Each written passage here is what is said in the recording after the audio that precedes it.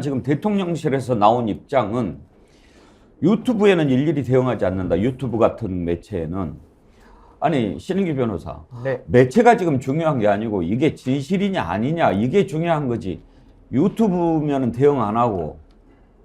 그럼 뭐 지금 저런 것을 KBS가 보도하겠습니까? 그러니까 이제 뭐 달을 봐야 되는데 손가락만 보면서 시비만 거는 거에 불과하고요. 저는 손바닥으로 하늘을 가릴 수는 없다라고 봅니다. 지금 이 뭐 서울의 소리가 취재했던 뭐 과정 이런 거에 대해서 저도 뭐 문제 있으면 그건 또 변론으로 따져봐야 되겠지만은 지금 핵심은 뭐냐면은 김건희 여사에 대해서 많은 의혹이 있었는데 그게 지금 실체로 드러난 거거든요. 그러니까 소위 말해서 김건희스러움이 나타난 겁니다. 그것도 영상으로. 근데 거기에 대해서 첫 번째는 그럼 김건희 여사가 당시에 대통령의 배우자 신분인데 어떻게 이게 경우가 이런 식으로 뚫리는지가 첫 번째로 의문이 드는 것이고요. 왜 그리고 또 그런 사람들하고 어울리는지도 좀 의문입니다. 좀 검증된 사람들하고 교류하는 것이 아니라 아무나 그냥 만나가지고 하다 보니까 지금 문제가 많은 거고, 또 하나는 이 명품에 대한 그 영부인의 그런 뭐 애착이라 그럴까요? 그때도 뭐 해외 순방 때도 명품 쇼핑 해가지고 에코백 들고 나갔다가 명품 쇼핑 다니는 게 또 리투아니아 현지에서 찍히지 않았습니까? 그러니까 그런 것들이 연결이 되면서 뭔가 이런 대통령 영부인에 대한 이미지 이게 드러나는 게 있고, 마지막으로 저런 식으로 사람들 만나가지고 선물을 주고받으면요, 당연히 김영란법부터 해가지고 뇌물죄까지 다 검토가 돼야 되는 영역인 것인데 결국 그 이권 받아가지고 어디다가 그럼 개입을 한 겁니까? 그러니까 김건희 여사가 과거에도 그 녹취록에 보면은 뭐 캠프 구성까지 다 챙겼거든요. 그럼 지금은 국정 운영을 합니다. 대통령 제2부속실도 없습니다. 그럼 거기에 대해서 김건희 여사가 어떤 농단들을 하고 있는지 국민들은 따져 물을 수밖에 없거든요. 근데 거기에 대해서 김건희 여사 답을 안 합니다. 근데 이런 영상이 나왔기 때문에 전 이 영상에 대해서만큼은 대통령실도 응답을 할 의무가 있다, 저렇게 생각을 하고요. 무엇보다도 청탁금지법 조금 설명드리면은, 청탁금지법은 뇌물이라고 하는 기존 형법으로 커버가 안 되는 부분까지 처벌 범위를 확대한 건데요. 공직자의 배우자를 처벌하는 규정은 없습니다만은 공직자의 배우자가 선물을 받았거나 했을 때에는 그 공직자인 대통령을 처벌하는 규정은 있습니다. 그리고 거기에 대해서 이권을 받고 어떠한 국정 개입까지 갔다라고 한다면은 이 두 분이 누굽니까? 윤석열 대통령의 논리에 따르면은 경제 공동체 중에 공동체거든요. 그럼 뇌물로 다 걸리는 거예요. 그러니까 여기에 대해서는 윤석열 대통령이 높여놨던 법리의 기준 이런 것들에 고려해 봤을 때는 지금 단 이 한 건만 있겠느냐, 전 여기에 대해서 국민들이 따져먹고 있다, 저는 이렇게 봅니다. 서울의 소리가 이제 오늘 3탄을 또 준비하고 있다고 하는데요. 네. 대선 때 이부속실을 안 만들겠다, 나는 뭐 배우자 역할만 하겠다 나와서 얘기를 했었죠. 그랬는데 굳이 여태까지 그 공약만 그렇게 굳이 지키려고 하는 이유가 이번 영상을 통해서 우리가 다 알게 된 것 같아요. 그러니까 그렇다고 해서 지금 대통령실 그 일부속실에 조력을 안 받는 게 아니거든요. 다 그 안에서 대통령 부인 김건희 여사까지를 전부 다 커버를 하고 있어서 공적 영역에서 일을 하고 있는 거고, 또 지원을 받고 있으면서 이부속실만 안 만들겠다고 하는 것은 내가 내 마음대로 하겠다는 거를 국민들에게 안 알리겠다는 거죠. 그러니까 완전히 눈 가리고 아웅하는 행태라고밖에 볼 수가 없는데, 작년에 11월 7일 날 이제 관저에 입주를 했어요. 그럼 그 전까지 과연 무슨 일이 어떻게 일어났는지 우리는 아무도 알 수가 없어요. 이 영상이 밝혀지지 않았다면 뭔가 있는 거 아니야? 이런 짐작만 할 뿐이지 모르고 지나갈 뻔한 일들이 실체가 밝혀지기 시작했다는 점에서 의미가 있는 것이고, 대통령실이 그렇게 유야무야 넘어가려 해서는 안 된다. 김건희 특검을 반드시 관철시켜야 될 명분이 하나씩 더 쌓여가고 있다라고 생각합니다. 저도 이거 하나만 더 법리적인 거 추가하면, 그 이재명 대표가 경기도지사 시절에 아내인 김혜경 여사에 대해서 그 경기도청 공무원 신분인 그 비서관 있지 않았습니까? 그분을 사적으로 써서 권력의 사유와 그게 다 직권남용 처벌 받는 거거든요. 그래서 이재명 대표에 대해서 아마 다 들어갔을 거예요. 지금 조사도 되고 뭐 초밥이니 뭐니 얘기 나오잖아요.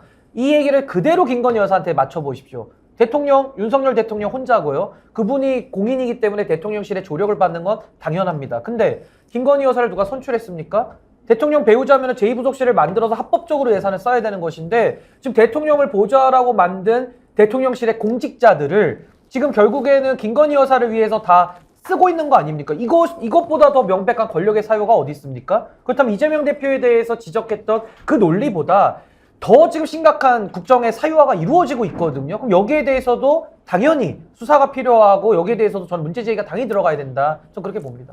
대단히 큰 문제죠. 왜냐하면 제2부속실이 있으면 제2부속실에 대한 인사와 예산이 규모가 확정이 되거든요. 그리고 그 내부에서 그 한도 내에서만 활용을 해야 되는 상황인데 제2부속실이었기 때문에 지금 세칭 대통령실에서 그 대통령을 부를 때 V1, 영부인을 부를 때 V2로 불러요. V1, 2를 이런 식으로 이렇게 부른단 말이죠. 그럴 정도면 사실상 영부인인데 영부인 활동을 하면서 대통령실의 조력과 대통령실의 예산을 갖다 쓰는 거죠. 그리고 앞에는 대통령이 있고 영부인은 뒤에 있으면서 실제로 투명한 상태가 아닌 상황에서 인력과 예산을 그 조력을 받는 이런 상황이 되는 거에 대해서 어찌 보면 사실 어떤 상황이 생겨서 이걸 수사를 하는 상황이 생긴다. 이건 그 가장 큰 국정농단이 될 수가 있는 거죠, 사실은. 대통령이 V1이고 김건희 여사가 V2고 이렇게 부른다고 그렇게 그래요? 부른다고 그 합니다. 반대라는 얘기도 있던데요. 아니 과거에 그 대통령과 영부인한테 공동으로 보고했다라는 내용도 나왔었고요. 지금 국정 운영을 같이 하고 있어요, 지금 파트너로. 이거 굉장히 심각한 문제입니다. 이제 함정 취재 논란이 있기는 있습니다. 이건 조금 다퉈봐야 될 부분인데 함정 취재가 허용되는 아주 예외적인 일들이 있습니다.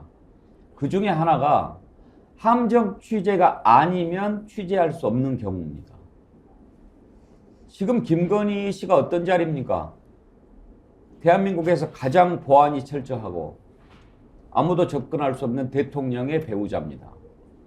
거기에 명품 가방 들고 가서 촬영 좀 합시다라면 됩니까? 그리고 그 서울의 소리인가요? 제목이? 네. 서울의 소리에서 뭐 가방을 사주고 뭐 카메라도 해줬다고 하는데 그게 어떻게 됐겠습니까? 그 전에 그런 일들이 있었다는 것을 알고 샤넬도 받고 뭐도 받고 그런 관계가 있었다는 것을 알고 이번에 이거 디올 한번 갖고 가서 줘봐라. 받나 안 받나 보자. 그리고 이 카메라 갖고 가서 해봐라.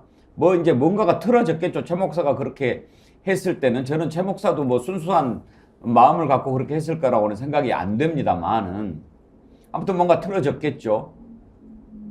그래서 이렇게 딱 준비를 해서 갔는데 그걸 받아요. 자, 그러면 그 함정 취재가 이 받은 것보다 더 나쁜 일입니까?